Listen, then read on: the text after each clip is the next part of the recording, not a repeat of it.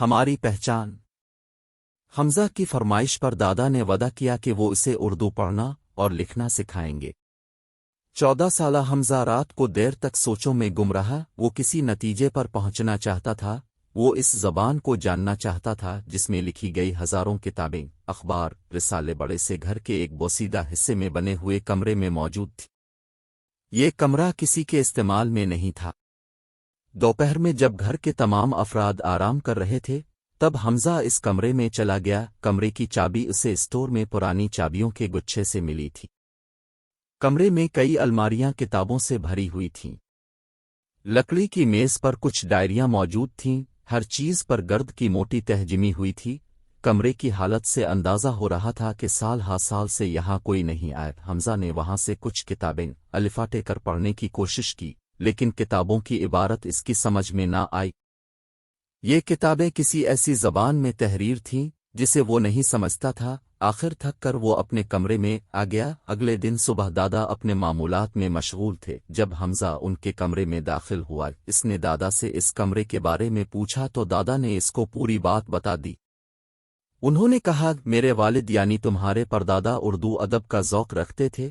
انہوں نے اتنا بڑا کتب خانہ بنایا، پھر رفتہ رفتہ قوم سے ان کی قومی زبان چھین لی گئی۔ قوم کو قومی زبان اردو کے بجائے انگریزی پڑھنے پر مجبور کیا گیا۔ نتیجہ یہ ہوا کہ جب قومی زبان کی جگہ انگریزی نام کی ایک اجنبی زبان بچے پر تھوپی گئی تو وہ تعلیم سے بھاگنے لگے۔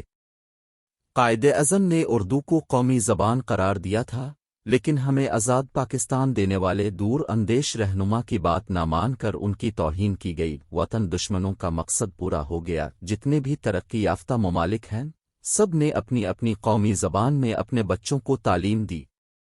چین، جرمن، روس، برطانیہ، فرانس، امریکہ وغیرہ کسی نے اپنے بچوں کو غیر ملکی زبان میں تعلیم نہیں دی۔ دل روتا ہے، یہاں انگریزی کے خنجر سے اردو کو قتل کیا جا رہا۔ ادھر موبائل فون نے اردو رسم و الخط کو ختم کرنے کی ٹھان لی، یعنی اردو کو بھی انگریزی حروف میں لکھا جا رہا ہے۔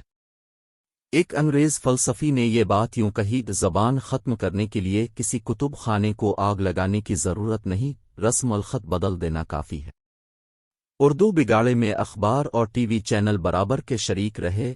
اگر یہی حال رہا تو رفتہ رفتہ ایک دن اردو زبان کا رسم الخط مکمل طور سے ختم جائے گا اور قوم رومن رسم الخط استعمال کرتے ہوئے اپنی شناخت کھو کر اپنی روشن تاریخ سے بیگانہ ہو جائے گی۔ ضرورت کے تحت انگریزی ضرور سیکھو، لیکن اپنی تہذیب اور ثقافت کو ختم نہ کرو۔ حمزہ بڑے غور سے یہ حیرت انگیز اور افسوسناک حقائق سن رہا تھا۔ دادا کی آنکھوں سے آنسو جاری تھے۔ حمزہ بھی اپنی شناخت کھونے پر رنجیدہ تھا۔ غم میں ڈوبی دادا کی باتیں سن کر اس نے عہد کر لیا کہ وہ اردو کر مرنے نہیں دے گا، کیونکہ اردو ہی ہماری پہچان ہے۔ دادا نے اسے بتایا کہ وہ اردو زبان کا حقیقی خط جانتے ہیں۔ حمزہ کی فرمائش پر دادا نے وعدہ کیا کہ وہ اسے اردو پڑھنا اور لکھنا سکھائیں گے۔ حمزہ نے ایک پرانی چابی دادا کے ہاتھ پر رکھ دی۔ دادا اس چابی کو ہزاروں میں پہچان سکتے تھے، یہ کتب خانے کی چابی تھی۔ اگلے دن دادا اور حمزہ اس کمرے کی صفائی کر رہے تھے۔ وہ دوسرے لوگوں کو بھی اپنی شناخت اور اپنی تاریخ سے آگاہ کرنا چاہتے تھے۔